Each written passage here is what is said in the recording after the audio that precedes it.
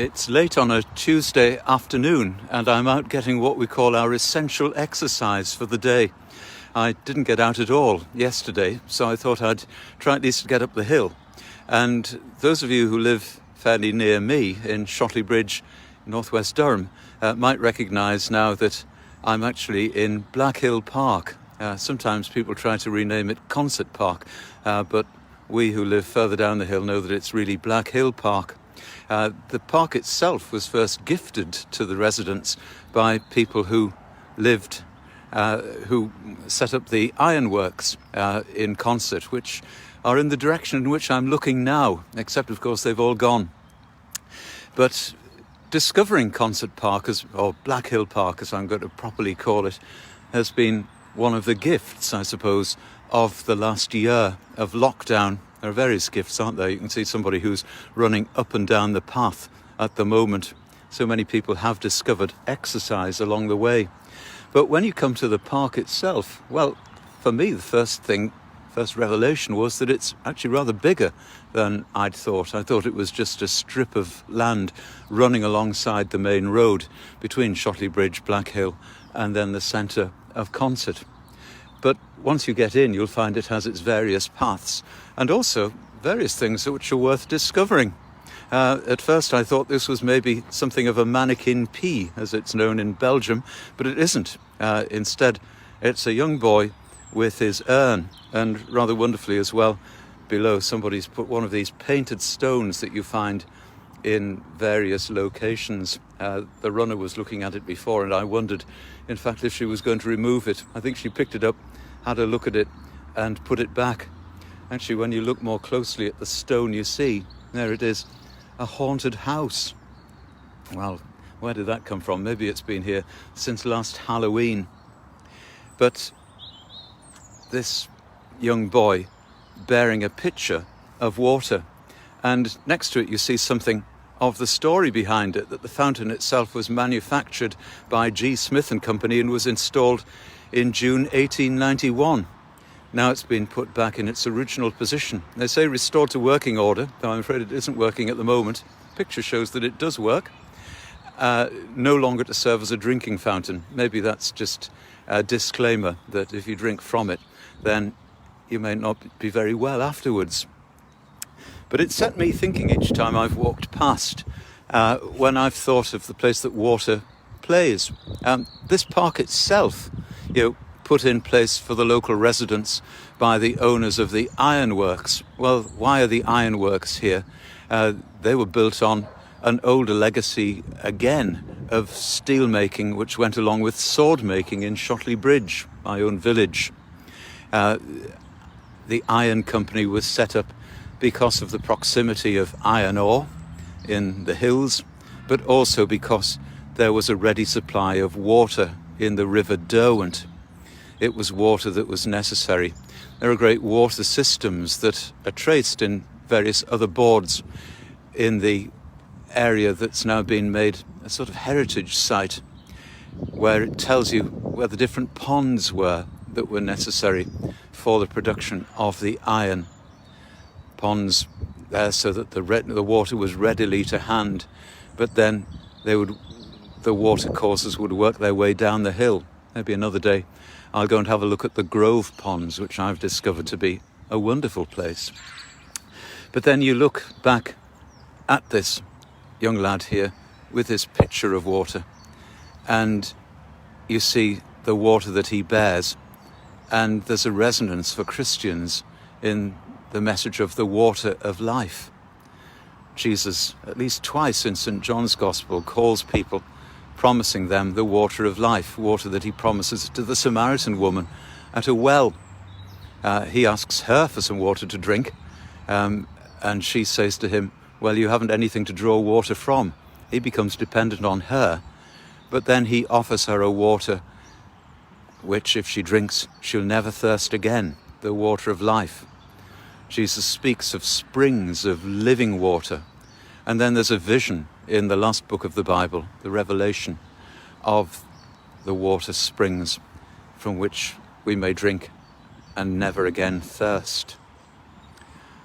In the Old Testament, again, further references to a source of water in Zechariah, and in Ezekiel, a water that comes from underneath the temple in his vision.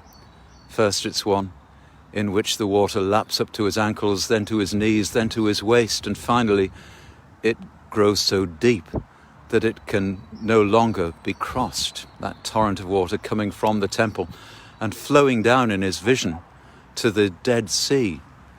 That's a place which is brought new life, a place which is the Dead Sea because nothing can live in it. It's so saline. Where do we hope to find life ourselves?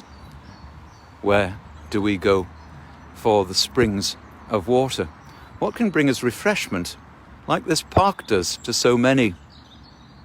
If I just walk on a bit further from here, there's all sorts of things that you can discover in this park, and one of them is just along this path here. Places, of course, where people can come and stop. The wonderful thing is that even in the height of the pandemic and first lockdown, when even the children's playground down below had been locked off, nevertheless people would come with their children and play. And over the course of several weeks in this winter, this has been a place for them to come and bring their sledges. This particular path here, if you get going properly at the top of the path, is just the right gradient to be able to keep going for some distance before you get to the bottom, slow down to a halt.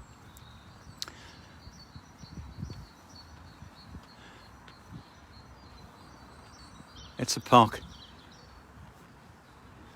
in the midst of a built environment, as we might call it, an area formerly of heavy industry, but a place where people could come and find refreshment. A place, of course, where there's much new housing going up, some of it just before us. A place, though, where everyone can still come and find refreshment, and in a way that they might not have done before.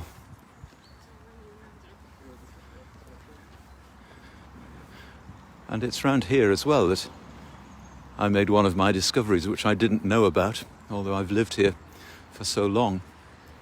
And this is the wishing stone that I'm coming to. It actually has an inscription around the stone itself. I don't know what the origins of the stone are, but there's the story of it here.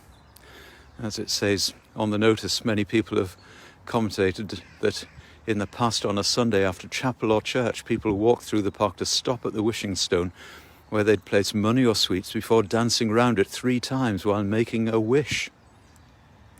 What was the wish that they made? As we say, well, here's a young boy wrote the rhyme that now you find inscribed around its base.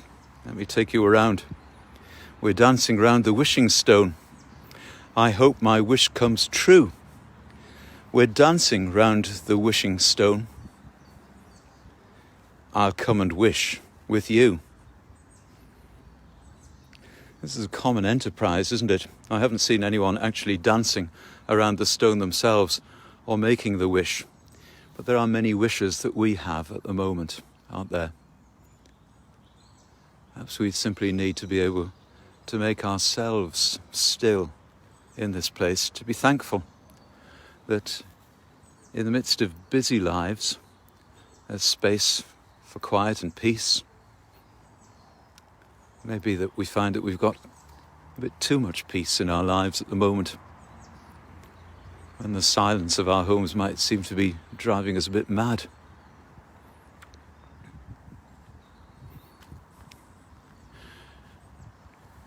There's a sign here which tells you some of the main features of this park. It's bowling greens. One of them, I'm glad to say, is actually secure. The other one, though, seems to be a place where people have been exercising their dogs more recently. A bandstand which has been renovated.